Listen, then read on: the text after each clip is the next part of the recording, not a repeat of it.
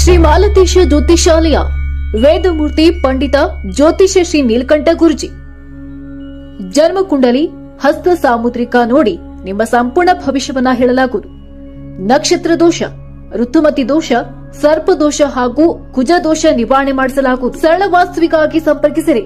ಇನ್ನು ಭೇಟಿಯ ಸಮಯ 9:30 ರಿಂದ ಮಧ್ಯಾಹ್ನ 2 ಗಂಟೆವರೆಗೆ, ಸಾಯಂಕಾಲ 5:30 ರಿಂದ ರಾತ್ರಿ 9:30 ವಿಳಾಸ: ಶಿವನಾಗ ಬಡಾವಣೆ, 3ನೇ ಕ್ರಾಸ್, ಮನೆ number 79/9, Timsagar road, Banashankari ITI college ಹಿಂದೆ, ಬನ್ನಿ ಮಹಾಕಾಳಿ ಗುಡಿ ಹತ್ತಿರ, ನೇಕಾನ್ ನಗರ್, ಹಳೆ ಹುಬ್ಬಳ್ಳಿ. ಹಣಕ್ಕಾಗಿ ಅಲ್ಲ, ಕೇವಲ ಗುರುದಕ್ಷಿಣೆಯೊಂದಿಗೆ ಮಾತ್ರ.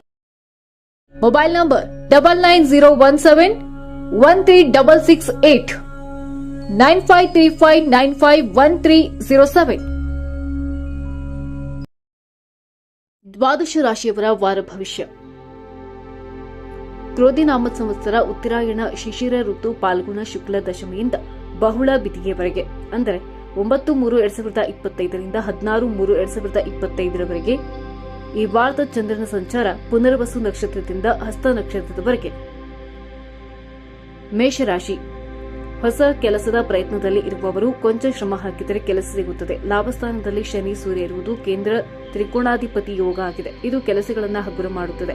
ಸಂಪತ್ತು ಸೌಖ್ಯ ಅಭಿವೃದ್ಧಿ ಆಗುತ್ತದೆ. 2ರಲ್ಲಿ ಗುರು ನಿಮ್ಮ ಚಿಂತೆಗಳನ್ನು ಕಳೆದು ರಕ್ಷಣೆ ಕೊಡ್ತಾನೆ. ಹನುಮಾನ ಚಾಲಿಸ ಜಪ ಮಾಡಿ, ಗುರುಗಳ ಸೇವೆ ಮಾಡಿ, ಬಟ್ಟೆ ದಾನ ಮಾಡಿರಿ. ವೃಷಭ ರಾಶಿ. 10ರಲ್ಲಿ ಸೂರ್ಯ ಶನಿ ಇದ್ದು ನಿಮಗೂ ಸಹ ಕೇಂದ್ರ ತ್ರಿಕೋಣಾಧಿಪತಿ ಯೋಗ ಆಗಿದೆ. ಇದರಿಂದ ವೃತ್ತಿಯಲ್ಲಿ ಯಶಸ್ಸನ್ನ ಗಳಿಸುತ್ತೀರಿ. ಒಳ್ಳೆ ಹೆಸರು ಪಡೆಯುತ್ತೀರಿ. ವೃತ್ತಿ ನಿಮಗೆ ಫ್ಲೆಕ್ಸಿಬಲ್ ಆಗಿರುತ್ತದೆ. ಲಾಭಸ್ಥಾನದಲ್ಲಿ ರಾಹು ಬುಧ ಶುಕ್ರ ಬಹಳ ಒಳ್ಳೆ ಯೋಗ. ವಾಹನದಿಂದ ಲಾಭ, ವಾಹನ ಖರೀದಿ ಮೊದಲಾದ ಖುಷಿಯ ಸಂಗತಿಗಳು ನಡೆಯುತ್ತದೆ. ಚಿನ್ನ ಬೆಳ್ಳಿ ಆಭರಣ ಖರೀದಿ ಯೋಗ ಇದೆ. ಸಾಹಸ ಪ್ರವೃತ್ತಿ ಇರುತ್ತದೆ. ಶುಕ್ರವಾರ ಶ್ರೀ ಮಹಾಲಕ್ಷ್ಮಿ ದೇವಸ್ಥಾನಕ್ಕೆ ಅರಿಶಿಣ ಕುಂಕುಮ ಕೊಟ್ಟು ಹಸಿರು ಬಟ್ಟೆ ದಾನ ಮಾಡಿರಿ. ಮಿಥುನ ರಾಶಿ. ಶನಿ ಸೂರ್ಯ ಯುತಿ ಯೋಗದಲ್ಲಿ ಇದ್ದಾರೆ. ಒಂದು ಪರಾಕ್ರಮಾಧಿಪತಿ, ಒಂದು ಭಾಗ್ಯಾಧಿಪತಿ. 2 ಗ್ರಹಗಳು ಲಾಭ ಕೊಡುತ್ತದೆ. 12ನೇ ಮನೆಯ ಗುರು ಶುಭ ಕಾರ್ಯಕ್ಕೆ ಖರ್ಚು ಮಾಡಿಸುತ್ತಾನೆ. ಮಿಥುನ ರಾಶಿಯವರಿಗೆ ಈಗ ಯಾವ ಗ್ರಹ ಬಲ ಕೂಡ ಇಲ್ಲ. ಕೆಟ್ಟ ಸ್ಥಾನದಲ್ಲಿ ಯಾವ ಗ್ರಹವೂ ಇಲ್ಲ. ಹೀಗಾಗಿ ಕೆಟ್ಟ ಫಲ ಅಂತೂ ಇಲ್ಲ. ಮುಂದೆ ಒಳ್ಳೆಯ ದಿನಗಳು ಬರಲಿವೆ. ಪ್ರತಿದಿನ ನವಗ್ರಹ ಮಂತ್ರ ಜಪ ಮಾಡಿರಿ. ನವಧಾನ್ಯಗಳನ್ನ ದಾನ ಮಾಡಿರಿ. ಕಟಕ ರಾಶಿ. 2ನೇ ಮನೆಯ ಅಧಿಪತಿ 8ನೇ ಮನೆಯ ಅಧಿಪತಿಯ ಜೊತೆ ಯುತಿ ಯೋಗದಲ್ಲಿದ್ದಾರೆ. ಖರ್ಚು ಬಹಳ. ನೀವು ಊಹಿಸದೇ ಇರುವ ಖರ್ಚುಗಳು ಬಂದು ನಿಲ್ಲುತ್ತದೆ. 9ನೇ ಮನೆಯಲ್ಲಿ ಬುಧ ಶುಕ್ರ ದೂರ ಪ್ರಯಾಣ ಸೂಚಿಸುತ್ತಾರೆ. ವಿದೇಶ ಪ್ರಯಾಣ ಅಥವಾ ವೃತ್ತಿ ಸಂಬಂಧ ದೂರ ಪ್ರಯಾಣ ಇರಬಹುದು. 11ನೇ ಮನೆಯಲ್ಲಿ ಗುರು ಲಾಭವನ್ನೇ ಕೊಡುತ್ತಾನೆ. ಶಿವನ ದೇವಸ್ಥಾನಕ್ಕೆ ಎಳೆನೀರು ಅಭಿಷೇಕ ಮಾಡಿಸಿರಿ. ಸಿಂಹರಾಶಿ. 7ನೇ ಮನೆಯಲ್ಲಿ ಶನಿ ಸೂರ್ಯ ಇಬ್ಬರೂ ನಿಮ್ಮ ರಾಶಿಯನ್ನು ನೋಡುತ್ತಾರೆ. ಇದು ಕೊಂಚ ವ್ಯತಿರಿಕ್ತ ಪರಿಣಾಮ ನೀಡುತ್ತದೆ. ನೀವು ಮಾಡುವ ಕೆಲಸ ನಾನಾ ಚರ್ಚೆಗೆ ಕಾರಣ. ನಿಮ್ಮ ಹತ್ತಿರದವರೇ ನಿಮ್ಮನ್ನ ಆಕ್ಷೇಪಣೆ ಮಾಡಿ ಮನಸ್ಸಿಗೆ ನೋವು ಕೊಡುತ್ತಾರೆ. ನಿಮಗೆ ಬೆನ್ನ ಹಿಂದಿನ ಶತ್ರುಗಳು ಹೆಚ್ಚು. ಜಾಗರೂಕರಾಗಿರಿ. ಹಣದ ಅಭಾವ ಸವಾಲುಗಳು ಇದೆ. ಮನೆಯಲ್ಲಿ ಹಿರಿಯರ ಆರೋಗ್ಯ ಜಾಗೃತಿಯಿಂದ ನೋಡಿಕೊಳ್ಳಿ. ಭಾನುವಾರ ಸೂರ್ಯ ನಮಸ್ಕಾರ ಮಾಡಿ ಗೋಧಿ ಕೆಂಪು ಬಟ್ಟೆಯನ್ನ ದಾನ ಮಾಡಿರಿ. ಕನ್ಯಾ ರಾಶಿ. ಈಗ ಗುರುಬಲ ಇದ್ದರೂ ಕಡಿಮೆ ಆಗ್ತಿದೆ. ಇನ್ನು 3 ತಿಂಗಳು ಮಾತ್ರವೇ ಗುರುಬಲ ಇರುವುದರಿಂದ ಮುಖ್ಯ ಕೆಲಸ ಸಾಧ್ಯವಾದಷ್ಟು ಬೇಗನೆ ಮುಗಿಸಿಕೊಳ್ಳಿ.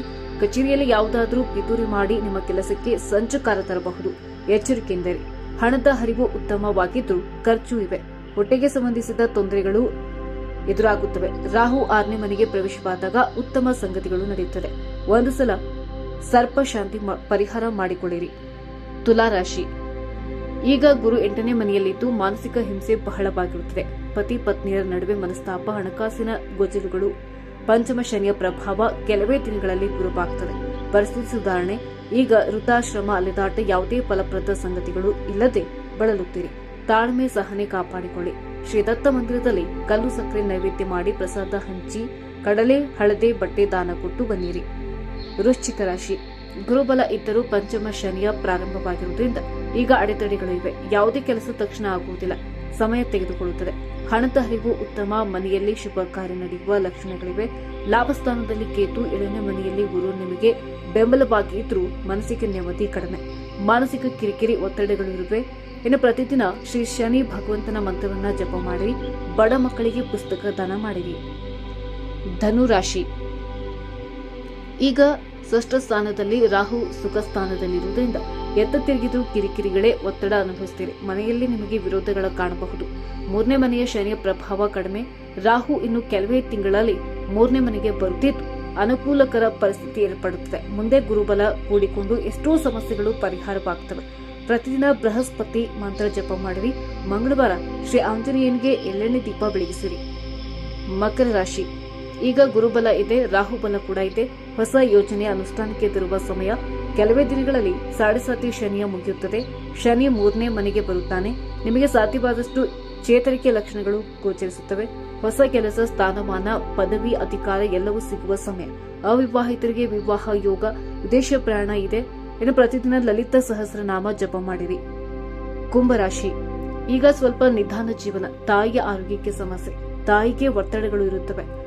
ಗುರು 4ನೇ ಮನೆಯಲ್ಲಿ ಕೊಂಚ ಏರುಪೇರಿನ ಜೀವನ ತೋರಿಸ್ತಾನೆ. ಲಾಭ ಬರುವ ತುಂಬಾ ನಂಬಿ ಹಣ ಹೂಡಿದ ಕಡೆ ನಷ್ಟವಾಗುತ್ತದೆ. ಈಗ ಯಾವುದೇ ಹೂಡಿಕೆ ಬೇಡ. ಕೆಲವೇ ದಿನಗಳಲ್ಲಿ ಶನಿ ನಿಮ್ಮ ರಾಶಿಯಿಂದ ದೂರ ಹೋಗುತ್ತಾನೆ. ಗುರುಬಲ ಬರುತ್ತದೆ, ಆಗ ಸಮಸ್ಯೆ ಸುಲಭವಾಗುತ್ತದೆ. ಗುರುವಾರ ಪೂಜ್ಯ ಶ್ರೀ ರಾಘವೇಂದ್ರ ಮಹಾಸ್ವಾಮಿಗಳ ದರ್ಶನ ಪಡೆಯಿರಿ. ಕಲ್ಲು ಸಕ್ಕರೆ ನೈವೇದ್ಯ ಮಾಡಿ ಪ್ರಸಾದ ಹಂಚಿರಿ.